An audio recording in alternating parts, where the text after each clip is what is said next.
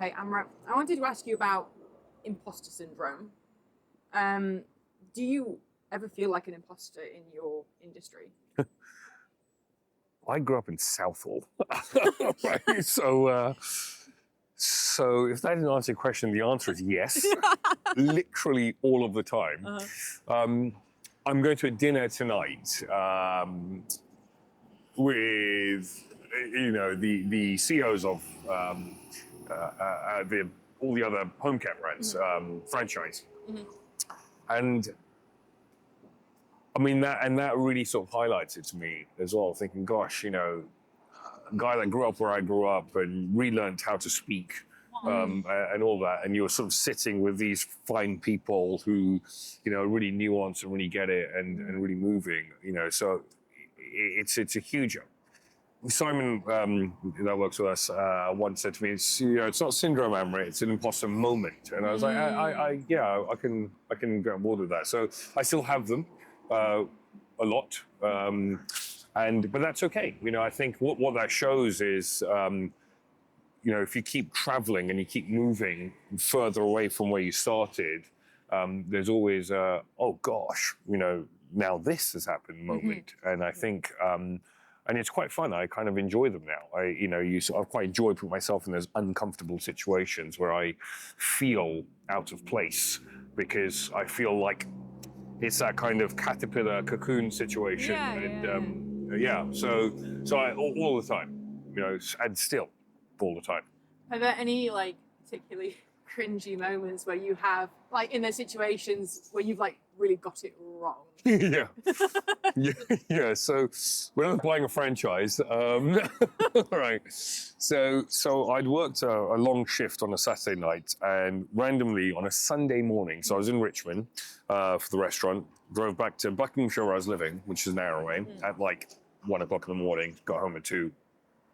Spoke to Trisha on the phone. This is before we were married, and it's back in 2012. So I'm looking at franchises, and this franchisor had said, "Hey, look, we'll meet you on a Sunday," because I was like, "Great, would that be okay?" And I'd love to bring Trisha along with me.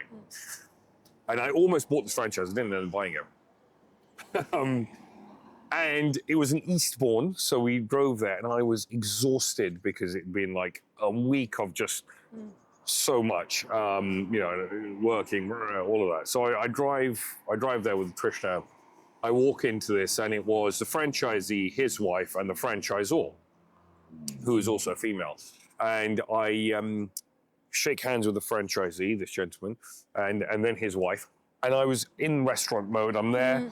They go in for a kiss. And I'm like, what have I just done? Trish, I can see Trisha's looking at me like, what are you doing? And then I was like, then I went to kiss her on the other cheek. And I was like, and then the franchisor, who's also female, I was like, I've got to kiss you now, otherwise it looks like I wanted to kiss her. So then I'm like, kiss. And then we had this awkward moment, and I'm like, what am I doing? I don't know what I'm doing. I was just like, oh my God. It was bad. Going for a kiss is just so bold. I never I was in restaurant mode, right? And also I'm like, that just wasn't a thing growing up for me as an Indian guy from Hounslow, Southall. We just, high five, right? I was like, this kissing stuff came in when I met Trisha. She was like, well, this is how you greet someone. I was like, cool, I'll do that. Whatever. It was terrible, and it really made me realize, you are really just from Southall, aren't you, dude? Come on, can you just it was please? A real imposter moment. Can you please just sort it out? It was bad. Do you ever look at something you've done and go, Jesus, can't I just be a little bit more normal? I often talk about being an alien. That right. That was premium alien Amrit. I had it before where I was meeting my mum's boyfriend for the first time, and because they grew up together, so I sort of knew him, but not in the context of being my mum's boyfriend. Yeah. So I said to her in the car, I was like, am I going for a hug, a kiss? What are we doing here? A high five, a fist bump? What's the situation here? Is that weird? Yeah. I'm not going to call him dad, Yes. And because he's quite an awkward person as well, I went in for a hug. he went in for a kiss, but I put my face on the wrong side, and then he kissed me on the neck accidentally. Oh, God. And both of us walked away from the situation like, we're just going to high five from now on. Yeah, that's cool. It's one of those, yeah. Oh, Yeah. devastating. So, yeah. Devastating Yeah, stuff. there you go. Now that's in the public domain now. There you go. Right, so, my next question is, how do you lead people older and more experienced than you without feeling like a fraud? Like, especially in the restaurant when you were like, what, my age? Yeah. What was that I was like? actually younger than you, just saying. Oh, That's what I'm just saying. But, it was terrible. It was so bad because, I mean, I was lucky that I've always looked really old, right? Okay. You know, actually, my nickname at uni was Dad. They thought I was a mature student, and I had a picture of Cam's boys, and they were like, "Are these your children?" I was like, "I'm your age." That's Like, so they were like, funny. "Why do you look so old?" Like, I was like, "No, I'm." And also, I was like a really big guy. And Yeah. And so it was actually really funny. I had one of my friends trolling me on Instagram the other day, and he's like, "But do your Southall know that you were called Dad?" So, yeah, but I remember I had this guy that used to work with me called Gerardo, and that was really, really tough. He was in his 60s, and he initially, after many years, we found a love for each other, but he really disliked me, right? And he was like, this guy has no idea what he's talking Did you about. kiss him on the cheek? All the time. Oh. Right? You know? So, but that was a thing, right? Oh, You know, it's okay, like, that was okay. how we greeted each other. And he was just like, I mean, he was right, actually, now that I look back at it. But I was too kind of egotistical to like figure out, well, actually, how do I utilize this relationship to benefit the situation, right? And so that was really hard, and it really was interesting to sort of say, well, okay, I don't know very much. Also, you're much older than I am, and I've got this kind of weird Indian thing of like, if you're older, I got to respect you, and it's kind of there in the psyche. And so I really had to unpick a lot, and then I had to really step out of the situation.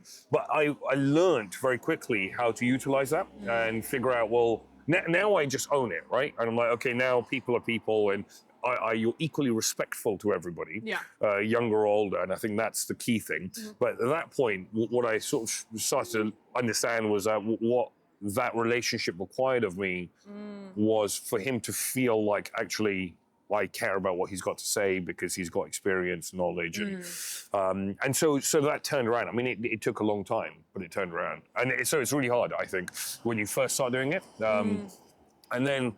After some time, you start owning the leadership piece, right? And actually, then you start leading people that are better than you at said thing as well, and that's a whole different piece as well. So Yeah, no, for sure. And why don't you think more young people consider franchising as a first business? I mean, like, I think about myself. I love independent coffee shops. I love indie music. I love independent things. Why don't you think more people consider franchising? Do you think young people love independent things, or? Yeah, I mean, but also we don't really talk about franchising in the UK, right? Yeah, true. I think when people talk about franchising, they think of it as a bit of a scam, pyramid scheme. I did, right? You know, just to say. And so I think that it takes a bit of time to. We've got some educational work to do. Actually, I think for young people, franchising is epic. If I went back in time, I would buy a franchise. I would not have bought an independent restaurant, right? Because if I'd bought a franchise, I probably would still have owned that franchise restaurant and just left that spinning, done the next thing, and gone multi-unit, multi-brand. But you know, when I go to the States, I sort of see how they are so nuanced in franchising. They talk about it. It is a career option for young people. Wow. I think we've got work to do. I think the BFA, British Franchise Association, are great. I think they are really interested in doing that. I know that Pip Wilkins has been talking a lot about it, the CEO. She's been talking a lot about young people entering franchise and, you know, the elite franchise awards last year or this year, whatever it was. You know, they were there talking about that. I really love that. I think it's so important. I think when I think about franchising, I think of like kind of like Homer Simpson style, like an old dude in a cowboy hat. Yeah. That's my perception of Yeah. that's like the pop culture perception of franchising. Yeah. How do we like start unpicking that? Because it's not like that. No, it's not like that. Always. It's, hey, look, there's no cowboy hat. Come on. I mean, Not today. Harvey, have you seen Harvey? He's got a cowboy hat. I was 26 when I bought a franchise, right? I was about 25 when I started looking at it.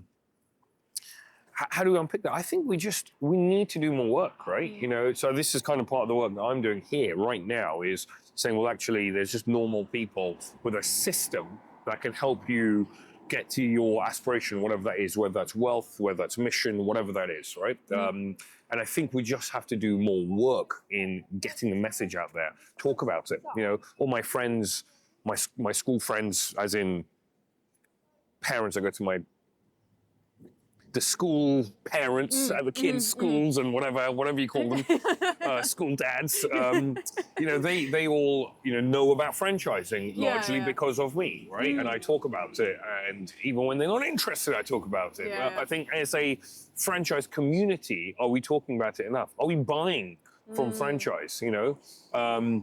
Captain Fantastic did my daughter's birthday, right? You know, I was like, it was epic, by the way. I was like, this is a rave?